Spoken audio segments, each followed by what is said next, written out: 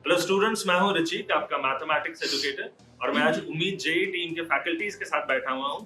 हम लोग बात करेंगे कुछ आपसे, कुछ आपस में, और विल डिस्कस कि क्या स्ट्रैटेजीज हमारी होनी चाहिए, किस तरीकों से हमें पढ़ना है, क्या करना है, क्या नहीं करना है। और मेरे साथ है, मैं फैकल्टीज को इंट्रोड्यूस कर लूं। Harshit sir chemistry, Anurag sir chemistry, Vineet sir physics, Ankush sir physics and Pratap sir physics. So Pratap sir, मैं आपसे पूछना चाहूंगा कि बच्चे जब तुरंत 10th से 11th में जाते हैं तो सबसे ज्यादा स्ट्रगल करते हैं फिजिक्स के साथ, क्योंकि बहुत बहुत वास्ट डिफरेंस आ जाता है बट स्टडी 10th के लेवल पे और 11th के लेवल पे जिस डेप्थ में बच्चों को चाहिए होता है। तो व्हाट इज योर सजेशन, क्या स्ट्रेटजी लेनी चाहिए, क्या तरीका होना चाहिए उनकी पढ़ाई? मैं एक दो पॉइंट्स यहाँ पे ऐड करने की कोशिश करूंगा कि बच्चों जब भी आप फिजिक्स सीखने की कोशिश कर रहे हो तो उसको एक्सपीरियंस करना है, ठीक है, उसको रियल लाइफ से रिलेट करके हमेशा देखना है। अगर आप रटने की कोशिश करोगे तो आप हमेशा फेल करोगे, ठीक है। इस सब्जेक्ट के अंदर अगर आप कॉन्सेप्ट्स अपने अच्छे से बिल्ड कर लेते हो जिसपे हमारा फोकस रहेगा, ठीक है, तो आप अगर कम क्वेश्चंस भी करते हो तो आपका अच्छा रैंक आएगा। और अगर आपके कॉन्सेप्ट्स वीक हैं, ठीक है, आप कितने भी क्वेश्चंस बना लो, आप नेक्स्ट क्वेश्चन में फंस जाओगे। तो this makes this subject very different from others in that sense, ठीक है, कि आप कम करके भी बहुत सारा अच्छा स्कोर निकाल सकते हो। फिजिक्स में एक्चुअली विजुअलाइजेशन इंपॉर्टेंट है। जो भी आप कर रहे हैं, राइट, अगर कोई क्वेश्चन भी सॉल्व करते हैं, अगर आप उस क्वेश्चन को विजुअलाइज करेंगे तो 50% क्वेश्चन तो वही सॉल्व हो जाता है, राइट। तो visualisation is the key. I think mathematics में भी visualization is a very important role. जब तक इंट्यूटिव नहीं होगी ये चीजें, एक फील नहीं लगेगी। राइट, एक इक्वेशन पेपर पे लिखा हुआ will not make sense unless you can see it. Imagine हाँ बिल्कुल, और ऑल्सो मैंने देखा है कि दो तीन चीजें जो फॉर एग्जांपल मैं मैथमेटिक्स की अगर बात करूं तो जो बच्चे एक्सेल करते हैं उनमें one of the key factors की दिमाग शरारती होता है, उनका खुराफाती दिमाग होता है, राइट। हमेशा किताब में जो लिखा हुआ है वो तो है ही, वो समझ रहे हैं, but they are always thinking out of the box, और ये थोड़ी तोड़ जोड़ उन्हें करनी होती है। सर करेक्ट ऐड करना चाहेंगे? हाँ सर, ये तो है ही। और अब अगर केमिस्ट्री की अगर अपन बात करें, फॉर एग्जांपल सेम विजुअलाइजेशन में सबसे ज्यादा बच्चों को जो प्रॉब्लम आती है, जैसे D and F block, S block, P block है ना, उनको बहुत अच्छे से पढ़ाया जाता है, जैसे पीरियोडिक टेबल हुआ और अपना केमिकल बॉन्डिंग हुआ। बट दिक्कत क्या होती है, जो वो क्लास 11th में पढ़ते हैं उसको कैरी ऑन नहीं कर पाते क्लास 12 तक वो कंसेप्ट्स, तो वहां पे वो मात खा जाते हैं डी ब्लॉक्स, एफ ब्लॉक, इन सबसे। तो होता यह है, अगर आपको अच्छे से पढ़ना है, कमांड करनी है इनऑर्गेनिक केमिस्ट्री, द फंडा इज कि आपके 80% कंसेप्ट पीरियोडिक और केमिकल बॉन्डिंग में ही कवर हो जाते हैं। अगर वहां अच्छे से पढ़ लिए तो आपको ब्लॉक्स में ज्यादा दिक्कत आने वाली ही नहीं है। ये बस एक हवा बना रखा है कि हमें रटना है, रटना है, रटना है, ऐसा कुछ भी नहीं है ना। हर एक चीज का एक रीजन है, और अगर आप पढ़ते हैं अच्छे से तो आप जरूर इनऑर्गेनिक में पहुंच सकते हैं। और सर ऑर्गेनिक केमिस्ट्री की अगर बात करें तो बच्चों को या तो बहुत अच्छी आती है, सी भी नहीं आता है कि कार्बन के 5 बॉन्ड बना देते हो। एक्चुअली ऑर्गेनिक पढ़ने के दो तरीके हैं, या तो आप उसे चैप्टर वाइज तैयार कर सकते हैं या फिर मैकेनिज्म वाइज तैयार कर सकते हैं। इसमें जो सबसे बेस्ट तरीका है वो मैकेनिज्म वाइज, यानी जैसे अगर सपोज फ्री रेडिकल मैकेनिज्म कर रहे हैं तो उसके साथ जितनी भी आपकी रिएक्शन है वो सारी कवर हो जाएंगी।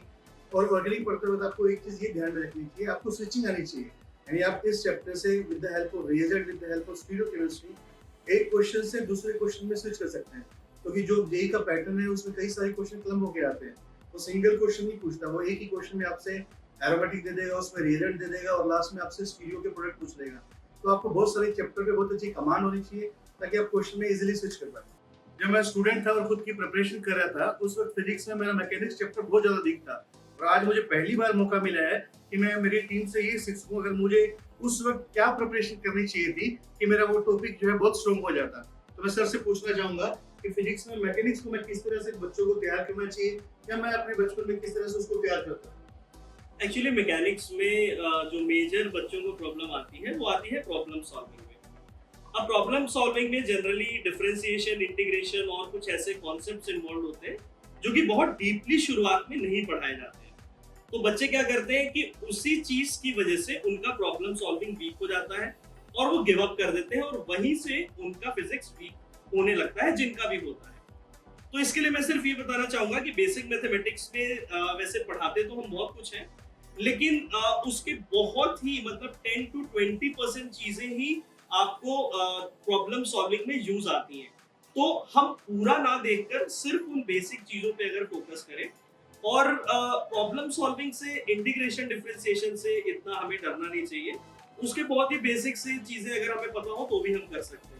जो मेन फोकस होता है मैकेनिक्स में, जैसा कि बाकी हमारे एजुकेटर्स ने भी कहा कि विजुअलाइजेशन और उसको प्रैक्टिकल चीजों से रिलेट करना बहुत इंपॉर्टेंट होता है। तो अगर वो हम करके चलेंगे तो हमारी कॉन्सेप्चुअल बिल्डिंग बहुत अच्छी रहेगी और वही इंपॉर्टेंट होता है। इंटरप्ट कर रहा हूँ आपको, लेकिन एक चीज मुझे अपना पर्सनल जो प्रॉब्लम था जैसे सर ने शेयर किया मुझे वो याद आ गया, तो जैसे रुका नहीं गया, मैं ऐड करना चाहता हूँ यहाँ पे। एडवांस की जब मैंने शुरुआत वाला जो पोर्शन है ना मैकेनिक्स का शुरू किया था, मेरे को बहुत डर लगता था फिजिक्स में, ठीक है, सिंपली बिकॉज मेरे को वेक्टर्स, उसकी डायरेक्शंस, उसका एडिशन सब्ट्रैक्शन, मैं उसी में कंफ्यूज हो जाता था, ठीक है। तो मैंने करीब 2 महीने 3 महीने के बाद वापस से फिर फिजिक्स शुरू किया, उसका जो प्रिपरेशन है, और एकदम अपना बेसिक जो मैथ्स यूज होता था, वेक्टर्स वाला जो पोर्शन था, उस पे 1 हफ्ता उसी पे लगा दिया मैंने। और उसके बाद मेरी फिजिक्स की, खासकर मैकेनिक्स की जो प्रिपरेशन थी ना, वो बड़ी स्मूथ चलनी शुरू हो गई and it became one of my favourite subjects. तो जो भी बच्चे तैयारी कर रहे हैं, चाहे वो 12th में स्टार्ट कर रहे हैं, चाहे रिपीटर बैच में स्टार्ट कर रहे हैं, चाहे 11th में स्टार्ट कर रहे हैं, भाई बेसिक मैथमेटिक्स और वेक्टर्स को बिल्कुल मत छोड़ देना, बढ़िया से तैयार कर लेना। तो एग्जैक्टली वही सबसे बड़ा बॉटलनेक है जिसके कारण बच्चे मैकेनिक्स में डर जाते हैं। तो उसके बहुत ही बेसिक, जैसा कि सर ने कहा कि अगर बेसिक हम तैयार कर ले तो कहीं कोई प्रॉब्लम नहीं आने वाली। और मेन जो टास्क है हमारा वो कॉन्सेप्चुअल अंडरस्टैंडिंग को बिल्डअप करना है। और सर मेरा भी एक बड़ा इंपॉर्टेंट क्वेश्चन है, एक स्टूडेंट भी आया था कि वो मुझसे बोला केमिस्ट्री में सर मैंने जैसे बॉन्डिंग कर ली थी, चैप्टर है तो उससे रिलेटेड क्वेश्चन आ गया, मैं कर दूंगा। मान लो मैं एक चैप्टर छोड़ दिया फिजिकल का तो कोई मुझे इतना लोड लेने की जरूरत नहीं। बट सर मैथ में क्या होता है, अगर मैंने लॉगरिथमिक लॉग छोड़ दिया, क्वाड्रेटिक छोड़ दी, इनइक्वालिटी छोड़ दी, और मैंने क्वाड्रेटिक मान लो सपोज करो अच्छी कर ली बट ये तो छोड़ दिए, वहां क्वेश्चन आ गया तीनों का मिक्स। मेरा तो sir this is the problem in mathematics. और इसलिए एक बस ये नहीं, इसके अलावा भी एक मैथमेटिक्स में क्या दिक्कत होती है, मैं दोनों चीजों को मिलाकर एक बार बता देता हूँ कि फॉर एग्जांपल एक चैप्टर बच्चे ने पढ़ा, 90% ऑफ द क्वेश्चंस उसने उस चैप्टर का कर लिया, ऐसे 10 चैप्टर से 10 चैप्टर्स के 90% प्रिपरेशन उसकी पूरी है। जब वो मार्क्स आते हैं उसके तो एक्सपेक्ट करता हूँ 90% सवालों मैंने बना रखे थे तो 90% के आसपास मार्क्स आ रहे थे, उसके मार्क्स आते थे। क्यों? क्योंकि ये जो बच्चे ने 10% उसमें छोड़ दिए थे, वहां से 90% सवाल आने वाले हैं। क्योंकि जो स्पेशली जेई में जो टॉपिक्स आते हैं, very top of the top questions, right. और दूसरी चीज जो आपने बताया कि किसी एक चैप्टर से एक बार में सवाल शायद नहीं आता, बहुत रेयरली। अगर कॉम्प्लेक्स नंबर पढ़ के बच्चा जाता है पीवाईक्यू बनाने, राइट, हाँ, वो कॉम्प्लेक्स नंबर पढ़ के पीवाईक्यू में गया, उसने देखा कि ट्रिगोनोमेट्री के सवाल है, वहां वेक्टर्स के सवाल है, और हर चीज को मिला जुला कर एक सवाल बनाया गया। तो इसमें पेशेंस बहुत बड़ा गेम प्ले करता है। एक तो जिद होनी चाहिए कि किसी भी चैप्टर को 90% 95% हम नहीं छोड़ने वाले, हम 100% बेसिक का सबका आना है, राइट। बेसिक नहीं, बेसिक में तो वो कुछ नहीं कर पाएगा, उसको 100% फिनिश करना है जिस चैप्टर में भी हाथ डाल रहा है। और दूसरी क्या कि पेशेंस बहुत जरूरी है कि आपने until the very last stages of the preparation आप मैथ की पीवाईक्यू बनाने में स्ट्रगल करें। और अचानक से एक ऐसा स्टेज आएगा कि सभी बनने लगेंगे, बट उसके ठीक पहले तक बहुत मुश्किल से 10-15 सवाल 10-15% सवाल ऐसे होते हैं जो थोड़े हिलते भी बच्चों से। वही है कि एक तो मोटो यही है कि भाई हर एक चैप्टर का, जब भी हर एक सब्जेक्ट का मतलब जब भी प्रिपेयर कर रहे हो स्टूडेंट, तो कोशिश ये करें मैक्सिमम सवाल खुद से करने की कोशिश करें। और मतलब आपने पढ़ लिया और खुद से, ऐसे नहीं आजकल पेशेंस लूज कर देते हैं बहुत जल्दी स्टूडेंट कि भाई ये नहीं आ रहा 5 मिनट में सर छोड़ दो आगे बढ़ रहा है। हम लोग जब प्रिपेयर करते हैं फॉर एग्जांपल, तो हमारे पास गूगल का सपोर्ट नहीं था, ऐसा नहीं था कि तुरंत 4 डाउट फैकल्टीज को डाला और हमारा सॉल्यूशन आ गया। तो कई बार एक सवाल को लेकर हमें लगता है 2-3 दिन अटके रहते थे, हम बनाते रहते थे, नहीं बनता था। उसके बाद भी गिव अप नहीं करते, फिर जाके किसी दोस्त से पूछते थे कि भाई तुमने देखा है क्या, उससे भी नहीं बनता था। But then exchange of ideas होते थे, तो ये सब चीजें थोड़ी हेल्प होती। भले ही रिसोर्सेज अभी बढ़ गए हैं, बट उसके डिसएडवांटेजेस भी हैं। तो उसमें सेल्फ डिसिप्लिन चाहिए बच्चों को कि they need to struggle with self. Yes sir, की बात की अपने टाइम की, तो मुझे अपना टाइम याद आ गया। तो बेसिकली मेरा 10th क्लास तक मैथ्स डब्बा बोल था, ठीक है। फिर सडनली मुझे बोल दिया गया कि जेई के लिए तैयारी करें, ठीक है।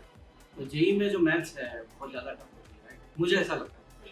और मेरा भाई था तो उसने मुझे बहुत पढ़ाया, पिटाई भी खूब हुई, उसके बाद थोड़ा सा मैथ्स मुझे आने लगा, राइट। तो उन सारे बच्चों के लिए मैं आपसे पूछना चाहूँगा जिनका 10th क्लास तक जो मैथ्स था बड़ा ही एवरेज था या एवरेज से बिलो एवरेज था, उनको अगर जेई क्रैक करना है, राइट, मैथ्स के लिए क्या किया जाए? सर आई थिंक जो स्पेशली जो फर्स्ट 6 मंथ्स ऑफ प्रिपरेशन होता है बहुत क्रूशियल होता है।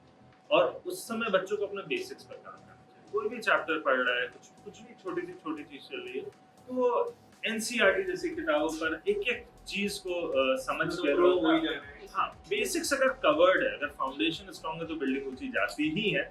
और first 6 months are very crucial for this. और कई बार मैं तो अपने स्टूडेंट्स को बोलता हूँ कि भाई तुम मत पढ़ो 11th को, तुम 9th 10th ही दोबारा बना लो और अच्छे से बना लो। क्या होगा, 3 महीने एक्स्ट्रा लग जाएंगे, 4 महीने एक्स्ट्रा लग जाएंगे। फाउंडेशन बन जाए। राइट, फाउंडेशन बहुत स्ट्रांग है कि जितने भी कॉन्सेप्ट्स हैं वो क्लियर है। भले ही 2 सवाल कम भी बन रही हो in the initial stage of preparation, but concepts clear है। If you can teach it to someone, अगर आप उस स्टेज पे हो कि अगर आपके सामने कोई आपका फ्रेंड आता है उसको पढ़ा सकते हो, दैट मींस आपके कॉन्सेप्ट्स क्लियर है। और उस स्टेज पे एटलीस्ट होना चाहिए बच्चों को first 6 months of preparation. Right sir, एक मेरा प्रिपरेशन के टाइम का, just I wanted to ask one more question chemistry वाले अपने फैकल्टीज के साथ में, कि जब मैं प्रिपरेशन कर रहा था केमिस्ट्री के लिए जेई वाले टाइम में, तो शायद मुझे सबसे ज़्यादा डर केमिस्ट्री से लगता था। और इसलिए लगता था कि मैंने अगर आज अच्छे से सीख लिया, तैयार कर लिया, तो मुझे लगता था कि 4 दिन बाद मेरे को याद रहेगा कि नहीं रहेगा, क्योंकि लगता था मुझे कि अनरिलेटेड बहुत सारी इन्फॉर्मेशन है। तो हमारे यहाँ पे फैकल्टीज जो हैं, सर आप, Anurag sir, Harshit sir, please help me on that part to understand, और बाकी बच्चों को भी कि how to solve that problem. हाँ, बेसिकली सर केमिस्ट्री, सब किसी भी टॉपर का अगर आप इंटरव्यू देखोगे वो बोलेंगे chemistry is the most scoring yes, और सबसे ज्यादा जल्दी होने वाला। मतलब आप अगर जैसे फिजिकल केमिस्ट्री की सर अपन पार्ट वाइज बात करें, तो just to the point formulas पता हो और कंसेप्ट पता हो, उससे आप मेंस नहीं एडवांस के सवाल भी अच्छे से कर सकते हैं। बस बेसिक को बहुत अच्छे से ध्यान रखना पड़ेगा, है ना। कुछ सवाल होते हैं टू द पॉइंट, आजकल जो जेईई मेंस में आ रहा है इट्स टोटली एनसीईआरटी। अब वो लेवल, मतलब जेईई मेंस का वो जो पहले था अब इतना नहीं रहा है। JEE advance will be good, but JEE mains में की अगर मैं स्पेसिफिकली बात करूं तो इनऑर्गेनिक भी, ऑर्गेनिक भी, अगर आप सारे मैकेनिज्म प्लस उसके साथ साथ इनकी इंटरमीडिएट्स हैं, उनकी स्टेबिलिटी, ये अच्छे से अगर आप 11th क्लास टोटली बहुत ज्यादा इंपॉर्टेंट। अगर 11th में आपने अच्छे से नहीं पढ़ा या आपको अच्छा टीचर नहीं मिला तो बहुत ज्यादा प्रॉब्लम आने वाली क्लास में, because it is all related. But then sir मैं ये पूछना चाहूंगा कि कुछ बच्चे हैं जिनका 11th खत्म हो गया और फॉर सम रीजन वो शायद उतना अच्छा नहीं पढ़ पाए जितना उन्हें पढ़ना चाहिए था, तो what should they do in 12th? अभी तो हिम्मत नहीं हारनी चाहिए। नहीं, हिम्मत हारने की कोई जरूरत नहीं है। उनका 12th में क्या स्ट्रैटेजी होना चाहिए? बेसिकली अगर मैं पार्ट वाइज बताऊं, जैसे physical chemistry it's totally not related to class 11, वो आप इंडिविजुअल चैप्टर पढ़ो, कोई दिक्कत वाली बात नहीं है। पर इसका मतलब ये नहीं 12th पे ही फोकस करो, 11th भी पढ़ना है आपको बैकअप में। You have to plan something like that कि मैं आज ये चैप्टर पढ़ूंगा प्लस 11th का भी ये मुझे करना है कैसे भी, ठीक है। एक प्लानर बनाना बहुत जरूरी है। फिर अगर इनऑर्गेनिक की बात करूं तो पीरियोडिक और केमिकल बॉन्डिंग सबसे पहले पढ़े, उसके बाद ही क्लास 12 की इनऑर्गेनिक छेड़े, है ना, इससे पहले ना छेड़े, है ना, बहुत इंपॉर्टेंट है, ठीक है। सो स्टूडेंट्स, आई होप इस डिस्कशन से आपको काफ़ी सारे डाउट्स आपके क्लियर हो गए होंगे और कुछ बच्चे भी हुए होंगे। कमिंग वीक में हम लोग जेई का चैनल लॉन्च कर रहे हैं, जेई का बैच शुरू कर रहे हैं, और आपके जो बचे हुए डाउट्स हैं वो वहाँ पे आप पूछ सकते हो, इस पूरी टीम के साथ में आप इंटरेक्ट कर सकते हो। So let's get started. So guys, Like, share and subscribe. Welcome to JEE family. And कोई डाउट बचा रह गया तो आप कमेंट सेक्शन में डाल सकते हैं।